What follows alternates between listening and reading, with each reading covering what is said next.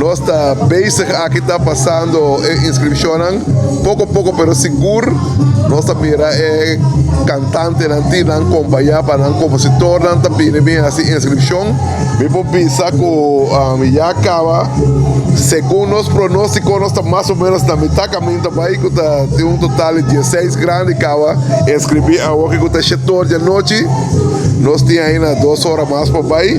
E de parte muita nós temos aqui 5 muitas inscrever, pero falta ainda diferentes bandas, mas pues eu quero que mira de nós para chegar a 30 e passar 30, está guardando cumprir agora. Pues nós está seguindo, nosso seguinte mais ou menos metade 9, então depois de metade 9, nós está visa exactitud quanto grupo a inscrever e mesmo hora nós está visa também maneira nossa papel passar 4 e 3 grupos lá está ativo em Tehanha, está baixar som 4 e 3 grupos lá está baixar webs.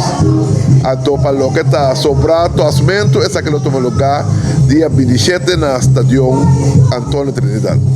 Nós está querendo que a noite da noite histórica, nós está premiando que nós não chega é candidato que nós que chega e essa aí marca um início também de uma era nova caminho com o festival Canto Criollo também para promover de sua existência 3 noite.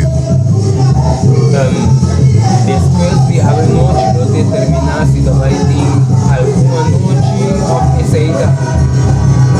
Nós está trabalhando atualmente para 29, 30 de março, 1 e 12 de abril.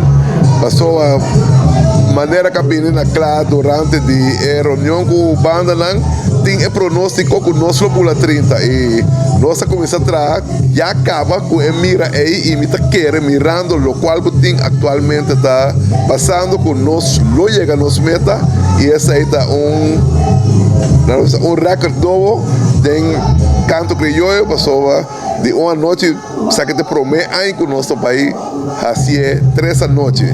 Também me tenho que pensar mais hora, uma vez que nós temos entrevista aqui, é um pouco prematuro, me vou pensar que aqui todo o festival não está dedicado à senhora Crispina e a Frau Chami Cecília.